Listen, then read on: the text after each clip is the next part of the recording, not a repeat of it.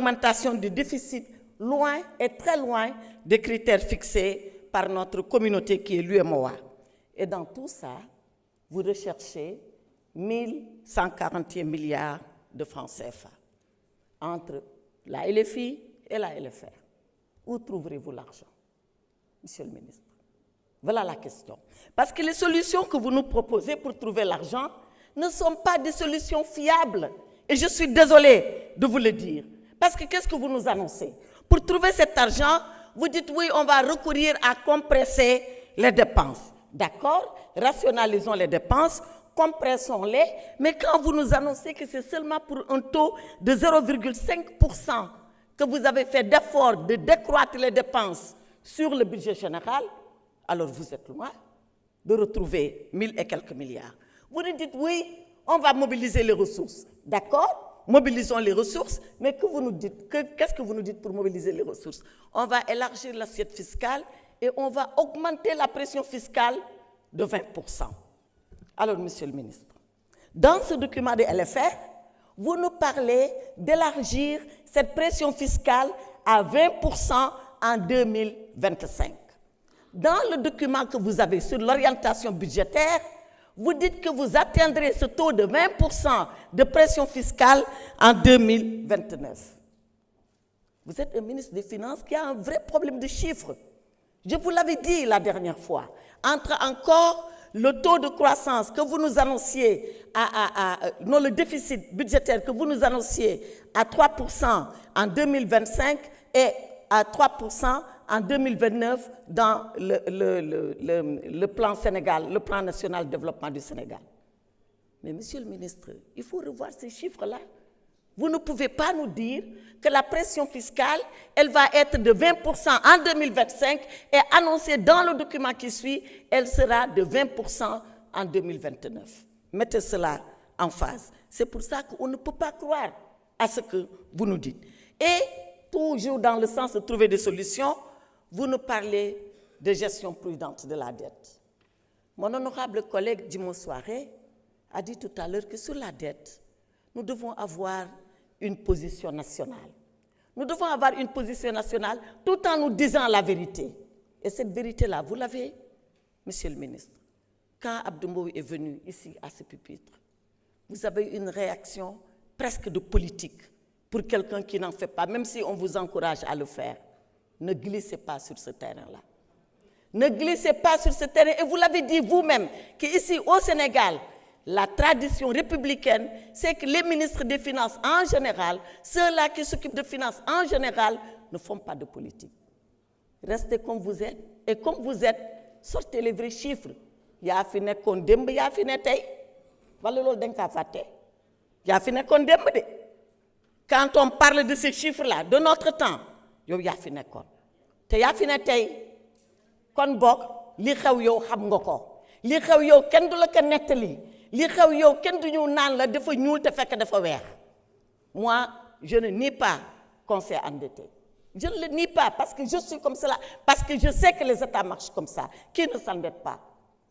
Ayons les vrais chiffres, disons-nous la vérité, mettons-nous d'accord sur ce qu'il faut pour faire avancer le Sénégal et sortons de ces querelles stériles et puériles qui ne nous ramènent à nulle part. Alors, je reviens sur la gestion prudente de la dette. Quand on voit la frénésie avec laquelle vous empruntez, on doit nous mettre d'accord sur quoi être prudent.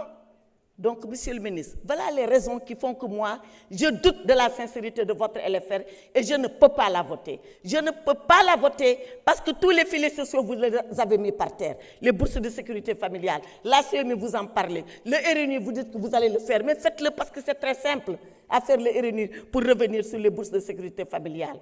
Pensez aux syndicats, pensez au Front social, il est en ébullition, y compris vos propres collègues des impôts et domaines. Monsieur le ministre, faites ce que vous avez à faire. Merci et n'écoutez pas les oiseaux de mauvais augure. Merci beaucoup. Honorable député Mohamed Aïb Salim Defé, dernier orateur.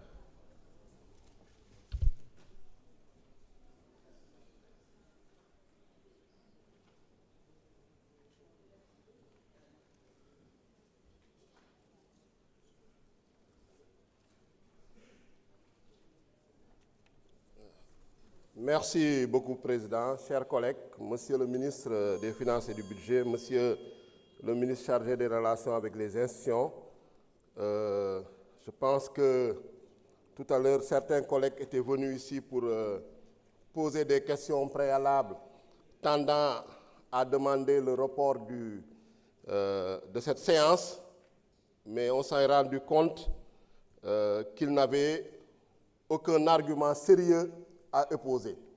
Donc, ce sont des gesticulations. On a entendu des tonneaux vides, on a entendu des personnes incompétentes, inconsistantes et inconstantes. Et amnésiques aussi. Puisque, bon, d'ailleurs, c'est leur nature de renvoyer. Hein. Ils avaient renvoyé l'année dernière le DOB, le débat d'orientation budgétaire. Vous vous souvenez, c'est les mêmes qui avaient tenté de renvoyer l'élection présidentielle en décembre, etc.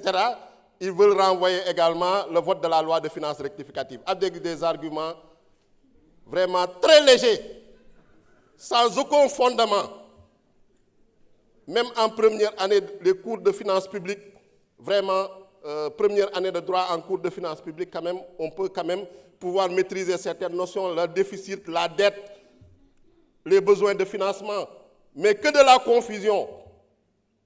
Soit c'est de la manipulation, comme ils ont l'habitude, mais soit c'est de l'incompétence. Ils ont vieilli à l'Assemblée nationale, mais ils ne lisent jamais les documents. C'est pourquoi ils sont toujours derniers, ils sont toujours retardataires. D'autres sous couvert, parce que bon, non inscrits, quand on est non inscrit, on veut toujours faire preuve d'originalité. Toujours quand les gens passent à gauche, on dit bon, je vais passer à droite pour montrer que je suis original. Sans aucun argument également, en disant on va reporter les... Mais quand même, ce n'est pas sérieux. Pourquoi reporter la loi de finances rectificative alors que les sociétés, les entreprises sénégalaises attendent les 500 milliards que vous avez prévus dans cette loi de finances rectificative? Et ces dettes-là, ce sont les dettes que l'ancien régime a contractées. Ils ont emprunté plus de 2500 milliards auprès des banques, sans informer l'Assemblée nationale, sans autorisation parlementaire. C'est un crime budgétaire. Et nous pensons que nous, au sein du groupe parlementaire Pastef les Patriotes, d'ailleurs avec le futur règlement intérieur, qui a renforcé les prérogatives des commissions d'enquête, on va ouvrir des enquêtes sur ces questions-là, sur ces crimes budgétaires et financiers, avec la complicité de certains parlementaires. Voilà, donc pour ce budget, cette loi de finances rectificative, je pense qu'elle vient à son heure, parce qu'elle répond